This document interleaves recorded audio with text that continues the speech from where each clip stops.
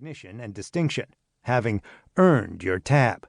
However, if you're a ranger that serves as part of the Ranger Regiment, being an Army Ranger is your life, day in and day out. It's where you earn your scroll, where Rangers that are next in line to become leaders within the regiment have to prove themselves, an important distinction indeed. During my time in the Rangers, I served during the Cold War, in Haiti for Operation Uphold Democracy, and traveled 3 times to Panama for training, 2 of which were to attend the Jungle Operations Training Center. The value of that training, covering jungle survival techniques and gaining experience in such a wild place, cannot be overstated. Although everything in the jungle seemed to want to bite, poke, or poison me, I have to admit I enjoyed it. Killer bees, piranhas, vampire bats, and poo-flinging monkeys. What's not to love? Aside from overseas, I trained in several other locales. The woodlands and mountains of the eastern United States, the swamps of the southeast, the desert, high desert, and mountains of the west and southwest, all of which gave me extremely valuable experience across different environments and conditions.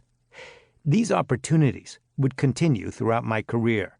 Those experiences, in no small way, helped shape me into who I am today.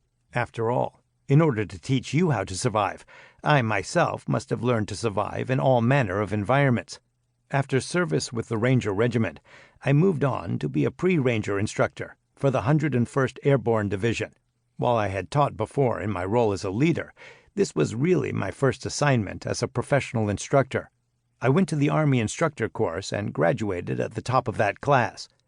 Every day for 3 years was dedicated to learning the principles of instruction and passing knowledge and skills on to future Rangers. I would have students come back to me after they successfully earned their Ranger tabs and tell me how my instruction, and that of the other instructors, was a big part of that. I realized that they would then be the ones effectively leading troops in combat and passing on those skills. That, in my opinion, is true legacy. If you are going to leave anything behind, leave behind knowledge and skills that better the lives of others. That is what I hope to continue doing with this book. Even after this rewarding experience, the 101st Airborne Division wasn't quite done with me. I later served as an infantry scout with a unit nicknamed Tiger Force. My role as a scout was to sneak around undetected and gather information on the enemy, as well as travel ahead of larger units to make sure the routes were as secure as possible.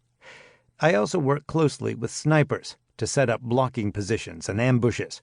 During that time, I wrote Scout Handbook, a short book full of important knowledge and skills that were tailored to smaller scout units. This was really my first go at writing and customizing information that was directly relevant to the end user, in this case, myself and my small unit. Many years later, I ran into a guy that served in Tiger Force after me, who told me that Scout Handbook was still being used. This again reinforced the value of legacy. My next adventure was the unique training required to become a Green Beret, Special Forces Assessment and Selection, SFAS.